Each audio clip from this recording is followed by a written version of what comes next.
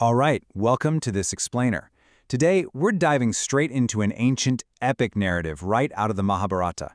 We're talking about a story that is absolutely packed with ultimate betrayal, high-stakes philosophical hostage negotiations, and a truly earth-shattering rescue mission. So let's jump right in and unpack how a perfectly peaceful camp was turned entirely upside down in a matter of moments. It's a chilling thought, isn't it? How exactly do you survive a monster wearing a human disguise?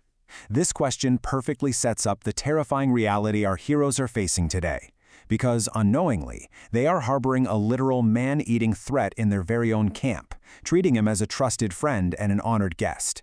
What makes this so incredibly tense is that the danger isn't lurking out there in the dark woods. No, it's sitting right by their fire, eating their food, and just waiting for the absolute perfect moment to strike. Section 1. A monster in disguise. Okay, let's set the scene. High up in the mountains, the Pandava brothers and their wife Draupadi are dwelling peacefully, just waiting for their brother Arjuna to return.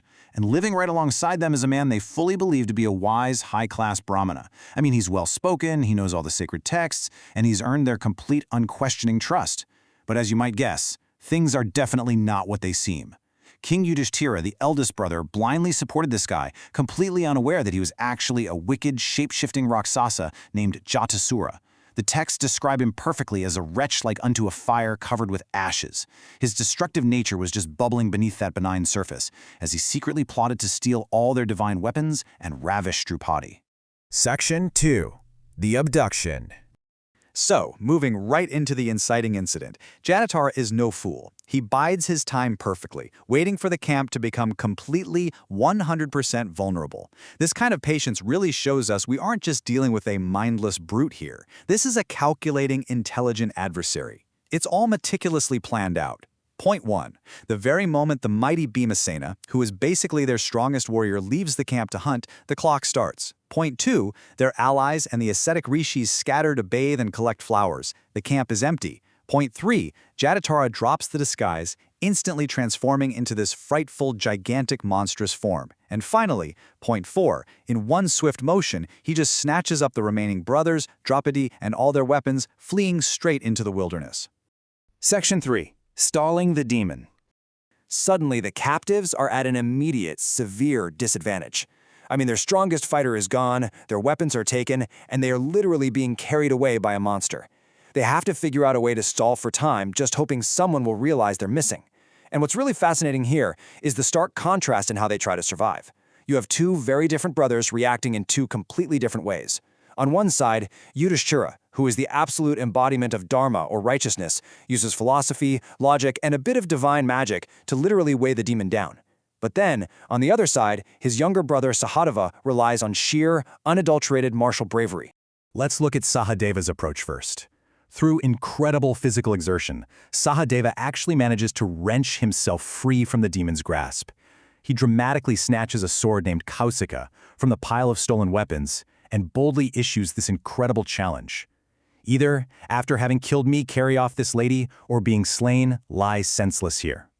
He tells the monster to fight him to the death, declaring it's his ultimate duty as a Kshatriya warrior to either fall in battle or defeat his foe.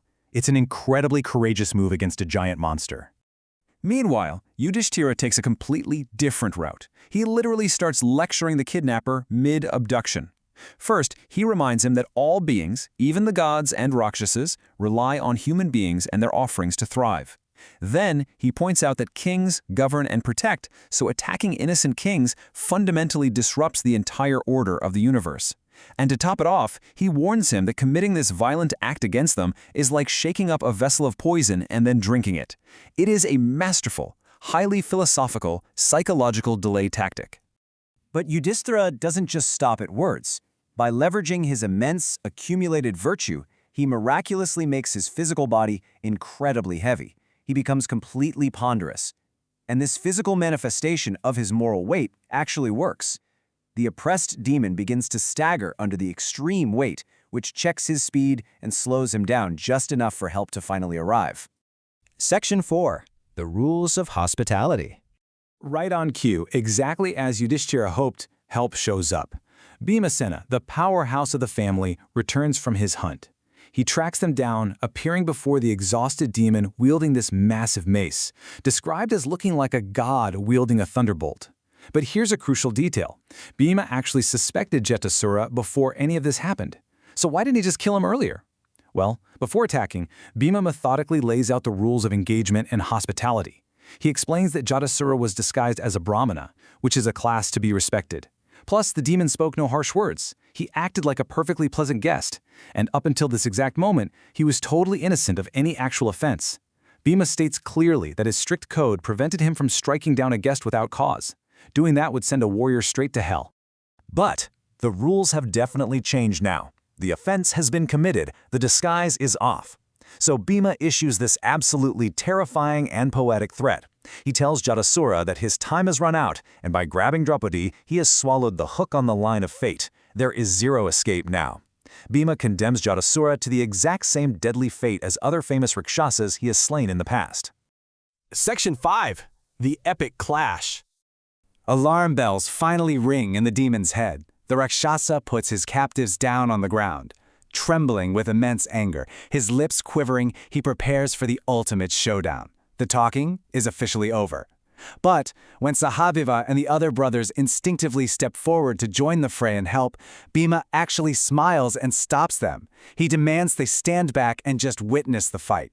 He swears by his own good deeds, his sacrifices, and his absolute merit that he is more than a match for this monster, and he will slay him entirely alone. I mean, talk about confidence. This fight is sheer kinetic escalation, unfolding in these brutal cinematic stages. First, it starts as a wrestling match, just grappling arm to arm. Then it escalates into the environment itself. They start uprooting gigantic trees and crushing them against each other until the entire forest is practically reduced to splinters.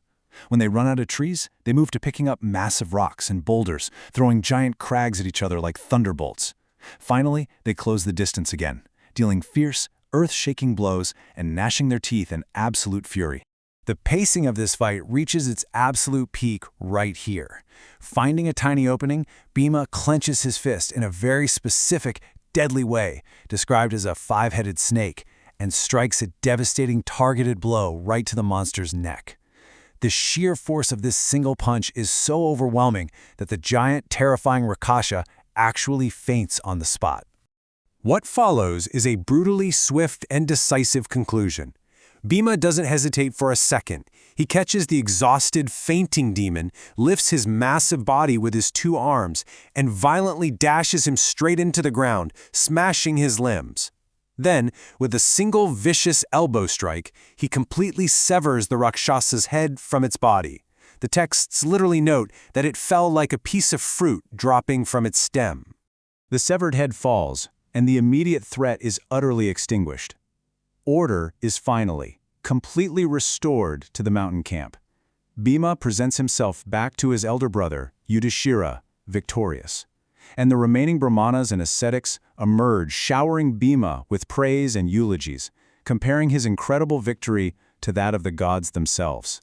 Which leaves us with this really fascinating final question to end our explainer today. When facing down destiny, is it physical strength or the weight of virtue that truly saves the day? While Bhima's devastating supernatural physical strength undeniably won the final battle and secured the rescue, it's really worth asking, would they have even survived long enough for Bhima to arrive if Yudhishthira hadn't used the immense physical weight of his virtue to stall the hand of fate? It took both the warrior's fist and the philosopher's righteousness to survive the monster in disguise. Thank you so much for joining me on this deep dive into an unforgettable epic tale. Keep questioning, keep learning, and I'll catch you on the next one.